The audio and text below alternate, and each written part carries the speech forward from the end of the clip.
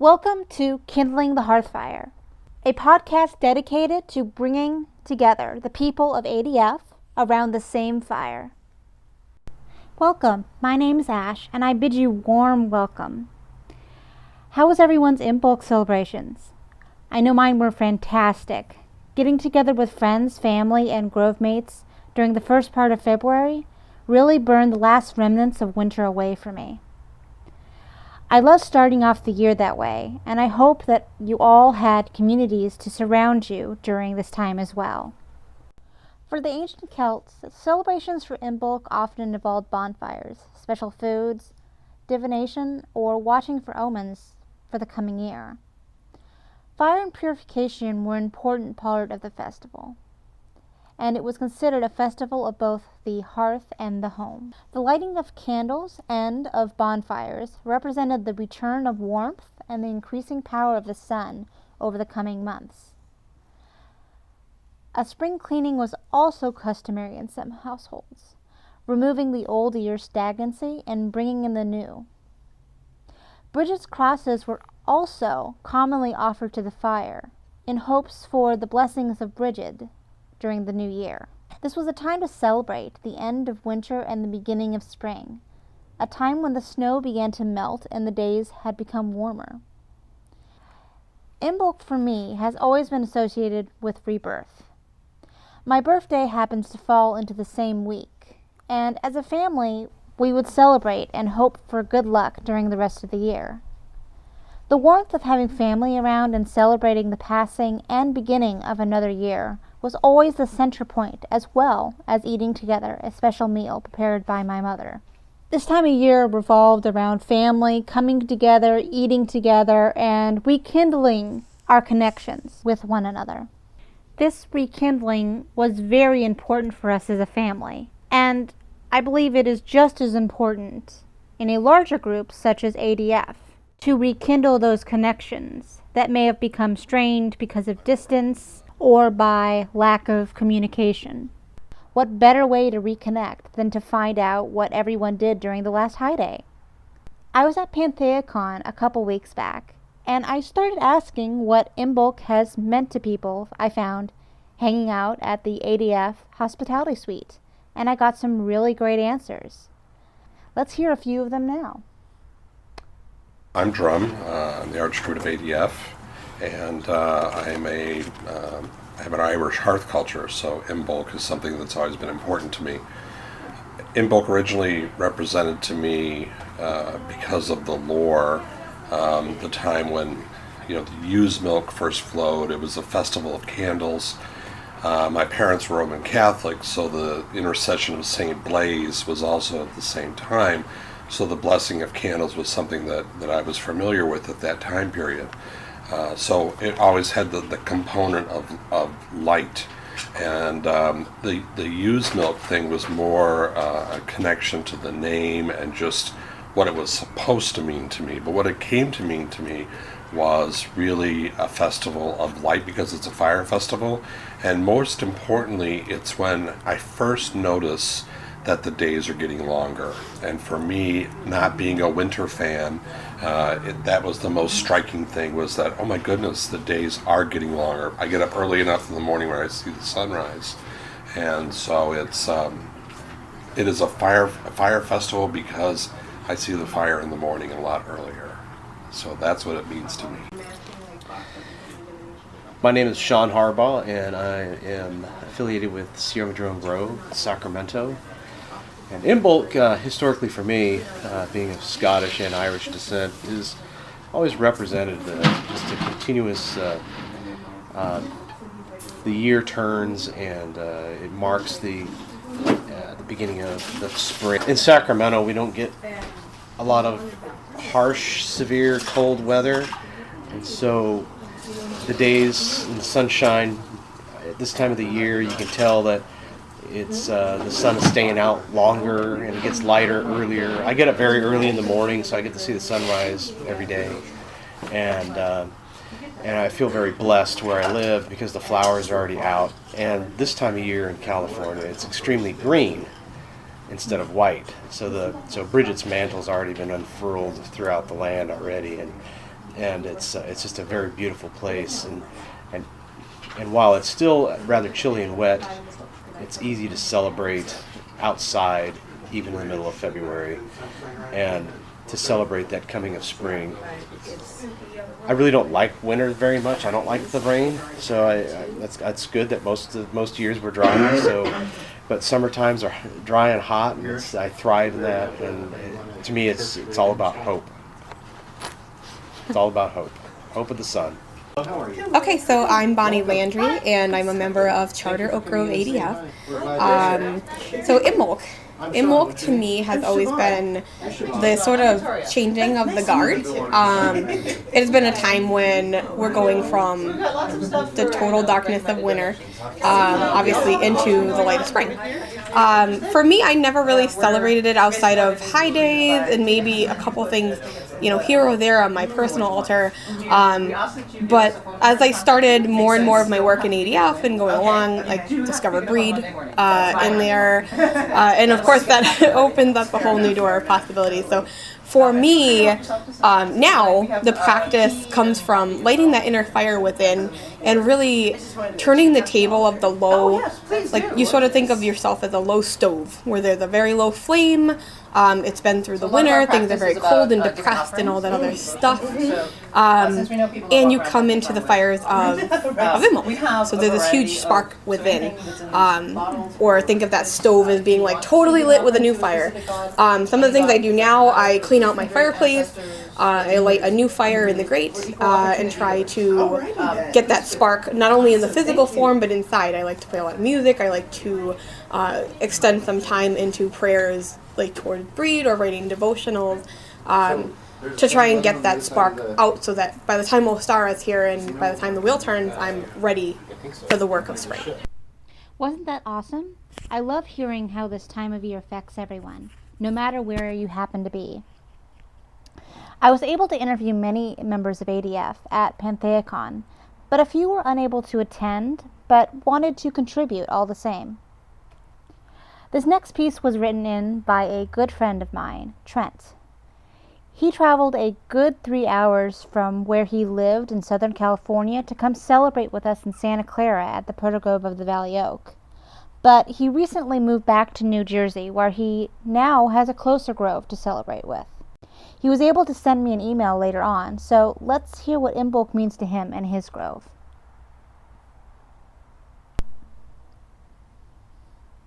I don't have as strong of a feeling for Imbolc in general as I do other sabbats or high days.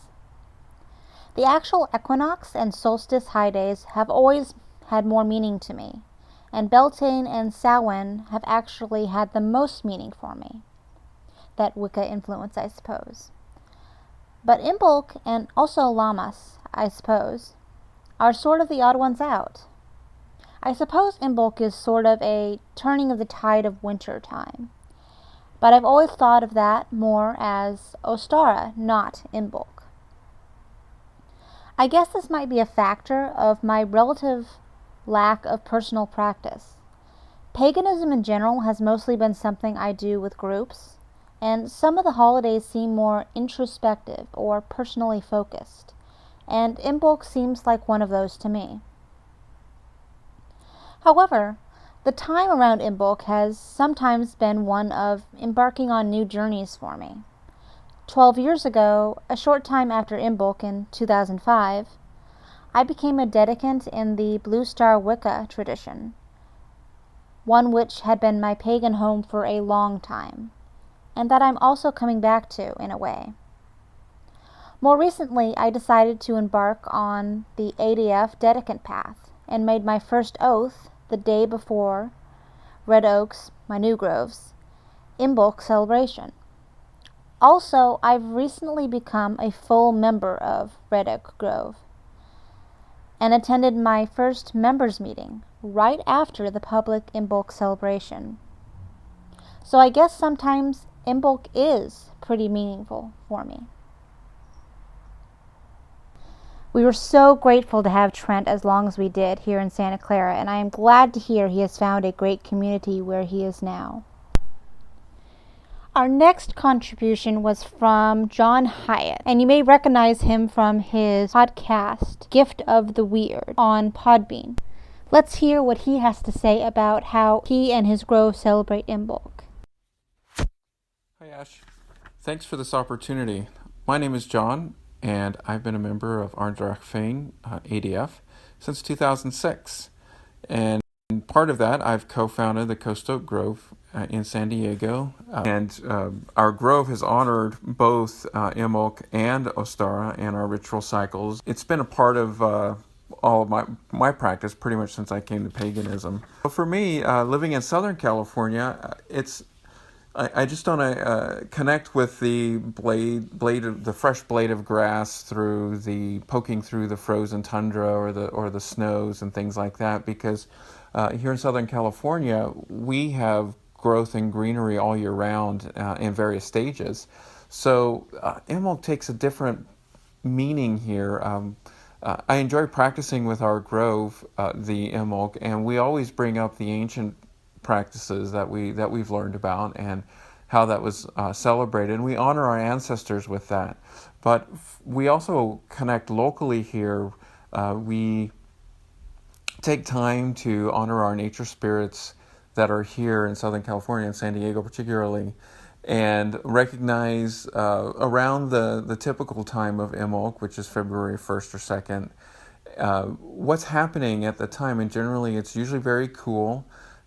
Cool for San Diego anyway. In Southern California, it's in the 60s. We appreciate the new growth that's coming in, the flowers that are blooming. A lot of our winter vegetables are coming due, broccolis and cauliflowers at our local markets, and some squashes and things. Well, mostly it's broccolis and cauliflowers we're getting a lot of. So we take time to really give thanks for that aspect of it. And so we honor our ancestors, we honor what they experienced, but then we also take a lot of time to honor our local land spirits and land whites here, and just give thanks for the blessings that we have. So that's how we celebrate Imbolc at this time in San Diego anyway, and with our grove and that. And personally, I enjoy those types of celebrations in groups. I usually don't take a moment to do my own private Imbolc celebration or high day celebration, because I really enjoy doing that as a community thing. So I usually get my fix that way and really enjoy that. So thank you so much for this, and I look forward to hearing the other comments. I'm James Myers, also known as Ravensea, Sierra Madrone Grove, Imbolc. Imbolc to me has always been significant because it's marks the beginning of spring, is the return of plant life, return of it's like fresh beginnings for me, my personal thing. In warmer weather, getting out of the cold, as it starts to get warmer, and the wetter season, rains and so forth. And so when we celebrate that in ritual, truly blessing nature and the gods that are associated with that, it's a way of giving back and just celebrating them. And so that's what it means to me. And of course, I just love the spring because it's one of my favorite seasons, other than in October and the fall. Those two changing seasons are very similar in just opposite of each other. But yeah. I hope everyone enjoyed listening as much as I did, and I want to thank everyone who contributed. If you want to contribute a piece for the next high day, which is the spring equinox or Ostara, listen to the end for ways to contact us and what exactly we're looking for. The next segment of the show is about one of my favorite topics, books to read. I have selected a book that I have read recently and hope all of you will enjoy. I know I did. As some of you have probably heard, Neil Gaiman came out with a new book. But what is particularly interesting about this one is how it really differs from his other works of fiction. such as American Gods or Anansi Boys. Whereas those books are purely fiction and come out of the author's own imagination for the most part. Norse Mythology, his new book, is a reworking of two pieces of ancient literature, in particular the prose and the poetic Eddas. He reworks the well-known stories of Odin, Thor, and Loki in a narrative form that spans a majority of the arc of Norse mythos. Gaiman brings to life the characters of myth in ways that stay true to their original counterparts, but with a purely Gaiman twist. I loved reading this collection of stories from beginning to end, and any fan of either Gaiman or of Norse mythology is really getting a treat. Personally, my favorite retelling is the one where Loki and Thor have to cross-dress to get Thor's hammer back from the frost giants. This is an hilarious tale, all on its own, but seeing it written in the style of Gaiman makes me giggle just thinking about it. I recommend picking up a copy. It's available on Amazon, Barnes & Noble, and Powell's bookstores, in hardcover, softcover, and on audiobook. Next episode, I'm going to be reviewing Dream Work for the Initiate's Path by Shauna Ora Knight, a great author and songstress I met at Paganicon this year. If you know of any other really great books that you'd like me to take a look at, let me know at kindlingthehearthfire@gmail.com. Next up is the community calendar. Now, I've tried to gather together the festivals coming up in the next month that are either run by ADF or have an ADF presence, but if I missed any, let me know so I can include them next time. The first one coming up in March is Paganicon, a pan-pagan festival which runs from March 18th to March 20th at the Doubletree Park Place Hotel in Minneapolis, Minnesota. Check their website for more information. It is www.paganicon.org. Look there for more info and to register. All websites will be listed in the show notes as well, just in case you missed them. Next is Ghosti-con.